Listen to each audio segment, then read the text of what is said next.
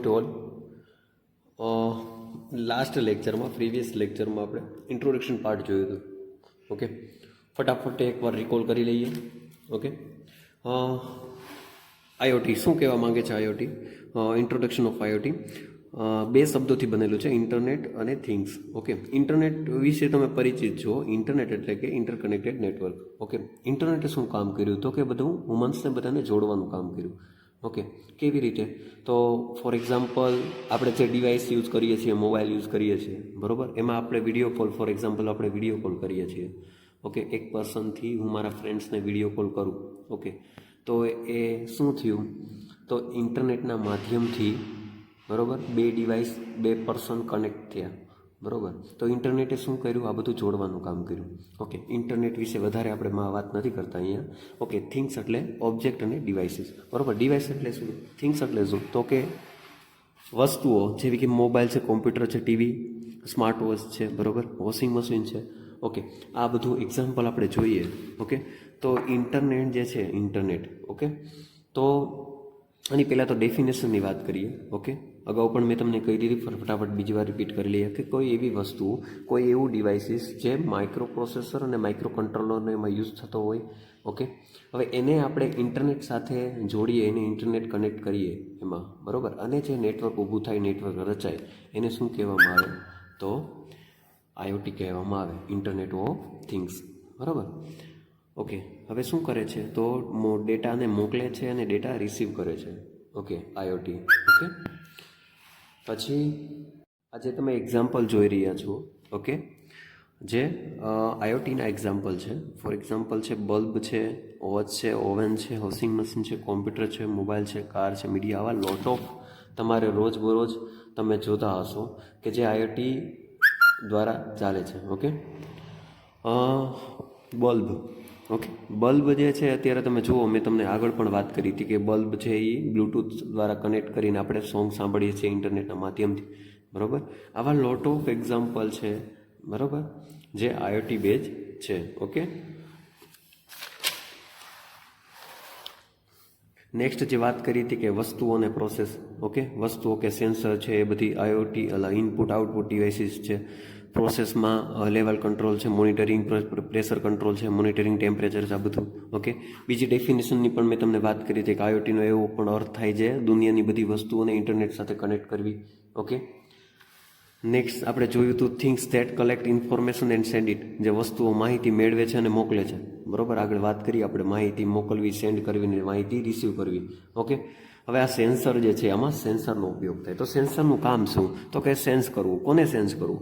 તો કે એવા પરિબળો જેવા કે તાપમાન છે, દબાણ છે, ભેજ, રંગ, ગંધ, બરોબર, ભેજ, પ્રકાશ, આવી ગુણવત્તા માપી શકાય, એટલે કે સેન્સ કરી શકાય. ઓકે, હવે આ શું કરશે સેન્સર? તો સેન્સર વિવિધ પરિબળોને ઇલેક્ટ્રિકલ સિગ્નલમાં રૂપાંતર કરી એને પ્રોસેસ કરવા માટે આગળના તબક્કામાં મોકલશે. આગળનો તબક્કો એટલે કે શું? કોમ્પ્યુટર અને કંટ્રોલર. બરાબર, ખાસ ધ્યાન રાખજો, બીજી વાર રિપીટ કરું છું. બરાબર, હવે આ જે પરિબળો છે, temperature, pressure, light, flow, level, motion છે, બરાબર, આ બ્લોક ડાયાગ્રામ તમે જુઓ. બરાબર, સેન્સર ડિવાઇસ યુઝ કર્યું. સેન્સરનું કામ શું? તો જે ટેમ્પરેચર છે, પ્રેશર છે, કોઈ પણ જે પરિબળ છે એને શું કરે છે કે સેન્સ કરે છે. હવે આ જે સેન્સર જે છે એમાં જે સેન્સ કરેલો ઇનપુટ આવેલું સિગ્નલ જે છે એ સિગ્નલ વીક હોય છે, એનાલોગ સિગ્નલ હોય છે. બરાબર, એ સિગ્નલ કેવું હોય છે? એનાલોગ સિગ્નલ હોય છે. બરાબર, હવે એ સિગ્નલ વીક હોય છે, એટલા માટે અહીંયા આપણે યુઝ કર્યું bridge amplifier attenuator comparator. Okay, comparator સર્કિટનો યુઝ કર્યો. ઓકે, તો એમ્પ્લીફાય શું કરશે? એ વીક સિગ્નલને સ્ટ્રોંગ બનાવશે. ઓકે, અને આમાં A to D કન્વર્ટર થશે, કેમ કે જે આપણું માઇક્રો કંટ્રોલર અને કોમ્પ્યુટર છે એ એનાલોગ ભાષા નથી સમજતું. ઓકે, એ ડિજિટલ લેંગ્વેજ સમજે છે, એટલે એનાલોગ ટુ ડિજિટલ કન્વર્ટર થશે. ઓકે, એનાલોગ સિગ્નલ એટલે કેવું હોય? સાઇન્યુસોઇડલ વેવ હોય, આવું હોય. બરાબર, અને ડિજિટલ સિગ્નલ કેવું હોય? 0 અને 1ના ફોર્મમાં હોય, એટલે કે પલ્સના ફોર્મમાં હોય છે. બરાબર, ઓકે, ગોટ ઇટ? અહીં સુધી બરાબર છે? નાવ નેક્સ્ટ જોઈએ things that receive data and act on it. બરાબર, વસ્તુ કે ડેટા મેળવે છે અને તેના પર કાર્ય કરે છે. હવે જે ડેટા આપણે અગાઉ વાત થઈ આગળના ટોપિકમાં કે ડેટા મેળવે છે એટલે સેન્ડ કરે છે અને રિસીવ કરે છે. હવે આમાં શું છે? રિસીવ કરે છે અને પછી પ્રોસેસ થાય છે. બરાબર, પ્રોસેસ શેમાં થાય છે? તો કે કોમ્પ્યુટર અને કંટ્રોલરમાં. હવે કોમ્પ્યુટર અને કંટ્રોલર હવે કોમ્પ્યુટર અને કંટ્રોલર વડે સેન્સર દ્વારા મોકલેલ ડેટા રિસીવ કરવામાં આવે છે અને તે ડેટા પર મેમરીમાં સ્ટોર કરેલ પ્રોગ્રામ વડે પ્રોસેસ કરવામાં આવે છે અને જોઈતું આઉટપુટ ડિવાઇસીસમાં મોકલવામાં આવે છે. બરાબર. શું કર્યું તો કે અહીંયા જે સેન્સર દ્વારા સેન્સ થયું, બરાબર, એ ઇનપુટ ડિવાઇસ વીક સિગ્નલ હતું, સ્ટ્રોંગ બનાવીને A to D કન્વર્ટર કરીને અહીંયા આપ્યું. બરાબર.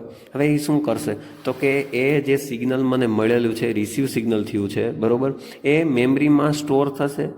બરાબર. એ સ્ટોર પછી પ્રોગ્રામ વડે પ્રોસેસ કરવામાં આવે છે. બરાબર. અને આઉટપુટમાં જોઈતું આઉટપુટ મને મળે છે. ઓકે, અગાઉ જોશું. એક્ઝામ્પલ ફટાફટ જોઈ લઈએ. ઓટોમેટિક ડોર લુક સિસ્ટમ, જે આપણે એક્ઝામ્પલ જોયું હતું એ જ. બરાબર. ઇન્ફ્રારેડ સેન્સર છે, લાઇટ સેન્સર છે. બરાબર. ઓકે, આ જે એક્ઝામ્પલ તમને પૂછાય, ક્વેશ્ચન જીટીયુમાં એવો પૂછાય કે what is IoT and its example. બરાબર. જો 7 માર્કનો ક્વેશ્ચન પૂછાય તો ઇન ડિટેલ તમારે એક્ઝામ્પલ સાથે આ લખવું પડે. બરાબર. બાકી તમને 2 માર્ક 3 માર્ક 4 માર્કનો ક્વેશ્ચન પૂછાય તો તમે ખાલી એક્ઝામ્પલ દઈ દો અને ઇન્ટ્રોડક્શન આઈઓટી વિશે થોડું સમજાવી દો તો પણ ચાલે. બરાબર. આ મોસ્ટ ટાઈમ બી ક્વેશ્ચન છે જે મેં વાત કરું એ. વોટ ઇઝ આઈઓટી એક્સપ્લેન કરવાનું કે એક્સપ્લેન આઈઓટી, તો તમારે બધું લખવાનું. બરાબર. એડવાન્ટેજીસ ડિસએડવાન્ટેજીસ છે, એના એક્ઝામ્પલ છે, આ બધું તમારે કરવાનું રહેશે. ઓકે, જો 2 માર્કનો ક્વેશ્ચન પૂછાય તો ઇન ડિટેલ નહીં લખવાનું.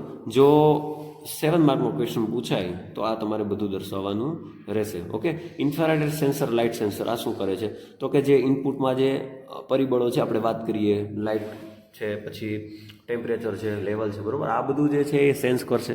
ઓકે, એ કોને આપશે? કોમ્પ્યુટર અને કંટ્રોલરને. ઓકે, પછી અહીંયા ડીસી મોટર, સ્ટેપર મોટર હશે. ઓકે, એના પછી ઓન ઓફ થશે ડોર. ઓકે, આ સિસ્ટમથી તમે વાકેફ હશો. ઓકે, જો નીચે મેં ઓવરવ્યૂ ખાલી લખ્યું છે કે કંટ્રોલર કે કોમ્પ્યુટર લાઇટ સેન્સર વડે મોકલેલ ડેટાને આધારે ડોર ઓપન કે ક્લોઝ થશે. બરાબર.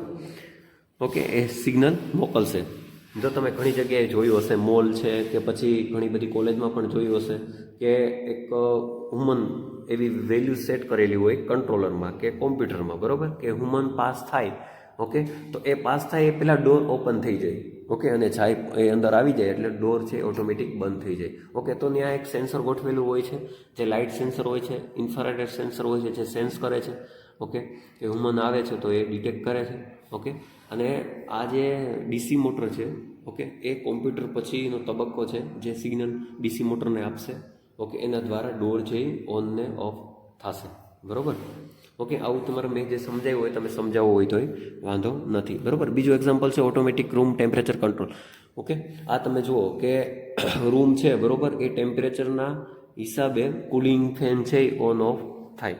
ઓકે, જો આ ટેમ્પરેચર સેન્સર છે જે સેન્સ કરશે છે કે રૂમનું ટેમ્પરેચર કેટલું છે. બરાબર. પછી સિગ્નલ કન્ટિન્યુઅસની યુનિટ. બરાબર. આ શું કરશે? જે આ ટેમ્પરેચર સેન્સર છે, બરાબર, એ સિગ્નલ હંમેશા કેવું મોકલશે? સેન્સર હંમેશા કેવું સિગ્નલ મોકલે? એનાલોગ. ઓકે, એ સિગ્નલ વીક હોય તેને સ્ટ્રોંગ બનાવી નાખે. ઓકે, અને પછી એનાલોગ ટુ ડિજિટલ કન્વર્ટરમાં જાય. આ ડિવાઇસ યુઝ કર્યું છે A to D કન્વર્ટર. બરાબર, જે એનાલોગ સિગ્નલને ડિજિટલમાં કન્વર્ટ કરશે અને નેક્સ્ટ ડિવાઇસીસમાં મોકલશે, નેક્સ્ટ બ્લોકમાં મોકલશે, તો કંટ્રોલર અને કોમ્પ્યુટરમાં મોકલશે. હવે આમાં શું હોય છે કે એક ફિક્સ સેટ કરેલી હોય વેલ્યુ. બરાબર, કે આટલું ટેમ્પરેચર હોય તો મારો ડોર છે એ કુલિંગ ફેન છે એ ઓન થાય અથવા તો ઓફ થાય. ઓકે, પછી નેક્સ્ટ કંટ્રોલર જે છે એ કોને મેસેજ પાસ કરે તો કે રિલે ડ્રાઈવરને. રિલે ડ્રાઈવર શું કરે તો એ એક સ્વિચ તરીકે એક્ટ કરે. બરાબર, અને મેસેજ આપશે જે પછી લાસ્ટમાં કુલિંગ ફેન છે ઓન ઓફ થશે. ઓકે, મેં આમાં ખાલી ઓવરવ્યૂ લખી નાખ્યું છે કે શું કહેવા માંગે છે. તમારે જો વિસ્તાર વાઇઝ સમજાવવું હોય તો 7 માર્કનો ક્વેશ્ચન પૂછાણો હોય તો આ બધા બ્લોક તમારે સમજાવવા પડે અને સમજાવે તો વધારે સારું. બરાબર. જો સેટ ટેમ્પરેચર અને રૂમ ટેમ્પરેચર, સેટ ટેમ્પરેચર અને રૂમ ટેમ્પરેચર જે હોય એના આધારે કુલિંગ ફેન ઓન અથવા તો ઓફ થશે. બરાબર. ઓન અથવા તો ઓફ કરવા માટે કમાન્ડ કોમ્પ્યુટર અથવા તો કંટ્રોલર આપશે. ઓકે, આ જે ઓન ઓફ થવું એ કમાન્ડ કોણ આપશે? કોમ્પ્યુટર અને કંટ્રોલર. કોને કમાન્ડ આપશે તો કે રિલે ડ્રાઈવરને. બરાબર. બીજું એક્ઝામ્પલ કમ્પ્લીટ છે બધાને. થર્ડ એક્ઝામ્પલ જોઈએ, ઓટોમેટિક ઇરિગેશન સિસ્ટમ. ઓકે, તો કે મોઇસ્ચર સેન્સર છે. ઓકે, એ શું કરશે? પહેલાં તો આ શું છે? Automatic irrigation system. તો કે જમીન જે છે, એના ભેજના લીધે જે પાણી છે એ છંટકાવ કરવાની મોટરને ઓન ઓફ કરશે, બરાબર, મોટરથી એને ઓન ઓફ કરશે. ફોર એક્ઝામ્પલ મારી જે જમીન છે, બરાબર, ત્યાં મેં કંઈક પાક વાવ્યો, બરાબર. હવે એ જમીનનું જે ભેજ હોય, જમીન સુકાઈ જાય તો પાક બળવાની સંભાવના રહે. ઓકે, હવે જો પાક ન બળી જાય એના માટે આપણે ઇરિગેશન સિસ્ટમનો યુઝ કરીએ છીએ કે જમીનમાં કેટલું ભેજ છે, ભેજના આધારે આપણને મેસેજ મોકલશે. ઓકે, જો કંટ્રોલર કે કોમ્પ્યુટર સેન્સરમાંથી મેળવેલ જમીનના ભેજના ડેટા પરથી પાણી છંટકાવ કરવાની મોટરને ઓન ઓફ અથવા ઓન ઓફ અથવા તો ઓફ કરશે. ઓકે, આમાં શું યુઝ કર્યું છે કે મોસ્યુર સેન્સર છે, બરાબર. એ શું કરશે કે એ ભેજ જે છે એને સેન્સ કરશે. પછી રિપીટ મેં તમને જે આગળ કીધું તો એ જ કે જે સિગ્નલ છે એ એનાલોગ હશે તો એને સિગ્નલ જે છે એને A to D કન્વર્ટરમાં જશે, એટલે કે ડિજિટલ સિગ્નલ આપણને મળશે. આ સિગ્નલ વીક હોય, બરાબર, એને સ્ટ્રોંગ બનાવીને આપે છે. એ કોને આપે છે? તો કંટ્રોલર અને કોમ્પ્યુટરને, બરાબર. કંટ્રોલર અને કોમ્પ્યુટરનું કામ શું? તો કે કમાન્ડ આપશે રિલે ડ્રાઈવરને, બરાબર. રિલે ડ્રાઈવર સ્વિચ તરીકે એક્ટ કરે છે અને વોટર પંપ ઓન ઓફ થાય. ઓકે, સેમ વસ્તુ જે આગળ ઓટોમેટિક ઇરિગેશન સિસ્ટમ છે એમાં પણ સમજાવેલી છે, એ તમને વધારે આઈડિયા આવશે. ઓકે, નેક્સ્ટ ટોપિક જોઈએ, things that can perform both this task, બરાબર. વસ્તુઓ કે જે આ બંને પર કાર્ય કરી શકે છે. ઓકે, વાત કરીએ IoT embedded system. Okay, IoT embedded system એક્ઝામમાં તમને ક્વેશ્ચન પૂછાય, what is IoT embedded system, બરાબર. What is IoT embedded system. Okay, તો એમ્બેડેડ સિસ્ટમ પહેલાં ખાલી સમજીએ, પછી IoT એમ્બેડેડ સિસ્ટમ સમજીએ. ઓકે, તો માહિતી ખાસ સમજો, 2 પોઈન્ટ ઉપર આધારિત છે એમ્બેડેડ સિસ્ટમ. માહિતી જે મેળવી તેને મોકલવી. ઓકે, માહિતી જે મેળવવી અને મોકલવી, સેન્ડ કરવી અને રિસીવ કરવી, બરાબર. ખાસ સમજો, માહિતી જે એટલે કે મેસેજ મોકલવો અને મેળવવો, બરાબર, સેન્ડ કરવો અને રિસીવ કરવો, બરાબર. માહિતી મેળવવી અને મોકલવી. પછી બીજો પોઈન્ટ છે ડેટા રિસીવ કરી તેના પર પ્રોસેસ કરવી. ઓકે, અગાઉ પણ વાત કરી કે જે મેસેજ છે એ મોકલવો, બરાબર, એટલે સેન્ડ કરવો અને રિસીવ કર્યા પછી એમાં પ્રોસેસ કરવું, બરાબર. હવે ઉપરના બંને કાર્ય થતા હોય તેને એમ્બેડેડ સિસ્ટમ કહેવામાં આવે છે ને. બહુ સિમ્પલ, કે જે આપણે ડેટા મોકલીએ છીએ, રિસીવ કરીએ છીએ, રિસીવ કર્યા પછી એની પર પ્રોસેસ કરીએ છીએ, બરાબર. એ બે ડેટા ઉપર જો કાર્ય કરતી હોય, બરાબર, એને શું કહેવાય? એમ્બેડેડ સિસ્ટમ, બરાબર. સમજી ગયા એમ્બેડેડ સિસ્ટમ. હવે IoT એમ્બેડેડ સિસ્ટમ એટલે કે આ એમ્બેડેડ સિસ્ટમને, એટલે કે આ બંને જે આપણે કાર્ય જોયા એ બંને કાર્ય, ઓકે, આ એમ્બેડેડ સિસ્ટમ જ્યારે ઇન્ટરનેટ સાથે કનેક્ટ કરવામાં આવે ત્યારે IoT એમ્બેડેડ સિસ્ટમ બને છે, બરાબર. બંને ડેફિનેશન અલગ અલગ છે, કન્ફ્યુઝ ન થતા. ઓકે, એમ્બેડેડ સિસ્ટમ એટલે કે આ બે કાર્ય ઉપર કામ કરતી હોય અને એના ઉપર જો આપણે એની સાથે ઇન્ટરનેટ કનેક્ટ કરીએ તો શું બનશે? IoT embedded system. Okay, clear છે? ઓકે, નેક્સ્ટ એનો બ્લોક ડાયાગ્રામ જોઈએ, બરાબર. Automatic irrigation system same repeat છે, ઉપર જે વસ્તુ હતી એ જ છે, બરાબર. આપણે ખાલી એની થિયરી પોર્શન જોઈ લઈએ. ઓકે, થિયરીમાં તમારે શું શું લખવાનું, આ મેં PDF તમને મોકલી દીધી છે, એકવાર રીડ કરી લેવી. આ એટલું બધું ડિફિકલ્ટ નથી, એવી લેંગ્વેજમાં લખ્યું છે કે તમારે વિડીયો જોવાની પણ જરૂર નથી. એકવાર ખાલી તમે વાંચી લ્યો એકવાર, બરાબર, તો પણ તમને ઘણો બધો આઈડિયા આવી જશે. જો ઉપરની ફિગરમાં ઓટોમેટિક ઇરિગેશન સિસ્ટમ કે જે એક એમ્બેડેડ સિસ્ટમ છે, બરાબર, એ તો ખ્યાલ છે કે એમ્બેડેડ સિસ્ટમ છે, પણ તેના વડે જમીનના ભેજના આધારે પાણીનો પંપ ઓન અથવા તો ઓફ થશે. ઓકે, આ એક બેઝિક થયું એનું, કે જે એનો જમીનના ભેજના આધારે મોટર જે છે, પાણીનો પંપ જે છે એ ઓન ઓફ થશે. ઓકે, હવે જો આ ઓટોમેટિક ઇરિગેશન સિસ્ટમને ઇન્ટરનેટ સાથે જોડીએ અને સિસ્ટમને ઇન્ટરનેટ પરથી હવામાનની માહિતી મળે, જેમ કે તાપમાન છે, વરસાદ છે, એની સંભાવના છે, બરાબર, હવામાન, ભેજ વગેરે. ઓકે, આ ખાલી જમીનની જ વાત નથી કરતા. અહીંયા જો તમને વાત કરી કે ઇન્ટરનેટ કનેક્ટ કરી દઈએ તો આપણને બીજી પણ માહિતી મળે, જેવી કે વરસાદ છે, તાપમાન છે, બરાબર, હવામાનનો જ ભેજ છે, બરાબર, એ બધી માહિતી મળે. શું કરવા? તો કે આપણે ઇન્ટરનેટ કનેક્ટ કરીએ તો આ બધું પોસિબલ છે. હવે ઓટોમેટિક ઇરિગેશન સિસ્ટમ ફક્ત સેન્સરના ડેટાને આધારે જ નહીં પણ ઇન્ટરનેટમાંથી મેળવેલ ડેટાને આધારે યોગ્ય નિર્ણય લઈ શકે છે. જે આપણે વાત કરી, ઇન્ટરનેટ કનેક્ટ હોય, બરાબર, તો આપણે કેટલાય પણ પાસા આપણે એમાં યુઝ કરી શકીએ, બરાબર. કેટલાક પ્રમાણમાં ક્યારે પાકને પાણીની જરૂર પડે.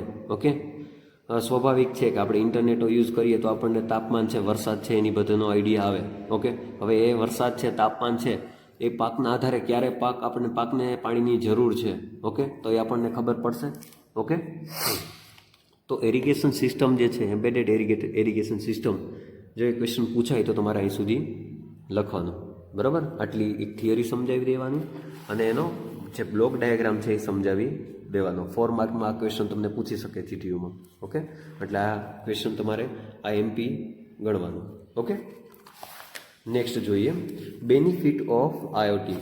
Okay, benefit of IoT in instrument industries, બરાબર, કે તમારે ઇન્ડસ્ટ્રીઝમાં ઇન્સ્ટ્રુમેન્ટમાં આઈઓટીનો શું ફાયદા છે એ, બરાબર. ખાસ આનો તો આઈઓટીના ઘણા બધા ફાયદાઓ છે, બટ જે ઇન્ડસ્ટ્રીઝમાં જે તમારે ફાયદા છે, ઓકે, એની વાત કરીએ તો મુખ્ય 3 ફાયદાઓ છે આમાં આઈઓટીના ઇન્ડસ્ટ્રીઝમાં, બરાબર. કેવા? તો કે ઇન્સ્ટ્રુમેન્ટેશન અને મેઝરમેન્ટ ક્ષેત્રે, બીજું છે ઇન્ડસ્ટ્રીયલ ઓટોમેશન ક્ષેત્રે, અને થર્ડ છે બાયોમેડિકલ ક્ષેત્રે.